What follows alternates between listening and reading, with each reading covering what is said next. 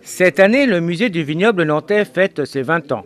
À cette occasion, les habitants des 30 communes qui composent le pays du vignoble nantais sont invités à découvrir gratuitement le musée du 1er avril au 31 juillet 2015. Une belle réussite pour les fondateurs du musée et quelques souvenirs qui refont surface. C'est une vraie satisfaction parce que vous savez, pour un ancien élu, la grande satisfaction, c'est d'avoir initié quelque chose et puis de voir que ce quelque chose non seulement a réussi, mais vit.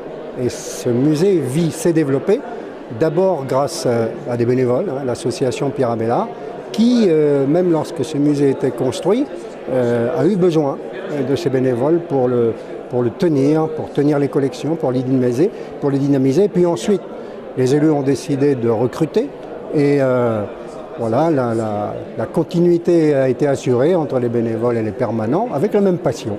Donc c'est une très grande satisfaction. Maintenant, il faut voir devant, mais il y a eu énormément de progrès qui ont été faits dans ce musée, tant dans les collections que dans la vie du musée. Beaucoup d'associations du patrimoine, de l'histoire, de la gastronomie, du tourisme se sont branchées autour de la vie de ce musée et j'en suis très satisfait. Ben, le sentiment, c'est surtout que je ne rajeunis pas, parce que j'ai construit le bâtiment en tant que professionnel. J'ai construit le bâtiment et puis après je me suis impliqué dans l'installation des collections et tout ça, quoi. Alors 20 ans, ça fait beaucoup, ça fait beaucoup. On peut dire quand même que c'est une très belle réussite, ce musée. J'en suis convaincu personnellement, Malheureusement, tout le monde n'en est pas convaincu et il y a encore beaucoup d'efforts à faire pour que, comment dirais-je, cette belle image du musée, tous les responsables du pays du vignoble la regardent, la voient, la comprennent et et puissent la porter plus loin, quoi. Et justement, pour la porter plus loin, qu'est-ce qu'on pourrait apporter à ce musée pour qu'il soit encore mieux? J'ai une idée très précise de ce qu'il faudrait faire, mais je ne suis pas le décideur.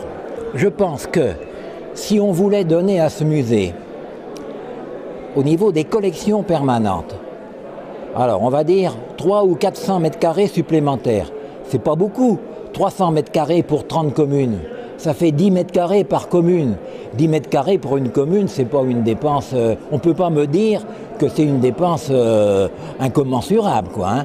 Si on voulait donner à ce musée 300 ou 400 mètres carrés de surface d'exposition permanente supplémentaire, nous avons les collections, nous avons le matériel, et ce serait de très loin le plus beau des musées des vignobles de France. De très loin.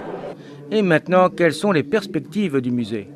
Alors l'avenir du musée du vignoble, il s'inscrit à l'échelle du pays du vignoble nantais. Une étape importante, c'est la labellisation Pays d'art et d'histoire. Depuis 2011, ce label, provoque un certain nombre d'actions autour de la labellisation et le musée est un des outils qui rentre dans cette animation, cette turbulence. Alors il y a d'autres actions, des actions pédagogiques et éducatives, des actions culturelles, des actions comme l'université Surly, bien sûr, des actions de la production intellectuelle, des communications, des publications, les laissez-vous compter, qui sont aujourd'hui des supports qui permettent de découvrir autrement le vignoble nantais. Et puis derrière la labellisation, c'est un peu technique, mais il y a évidemment le projet scientifique et culturel et l'avenir du musée en tant qu'objet. Et je crois que ça, c'est aujourd'hui autour de cette question que les élus se mobilisent, mais c'est au-delà des élus, l'ensemble de la population qui devra s'approprier aussi cet avenir qu'il faut écrire ensemble. Prochain rendez-vous, la Nuit européenne des musées, le 16 mai, de 18 h à minuit. Et le rendez-vous au jardin les 6 et 7 juin.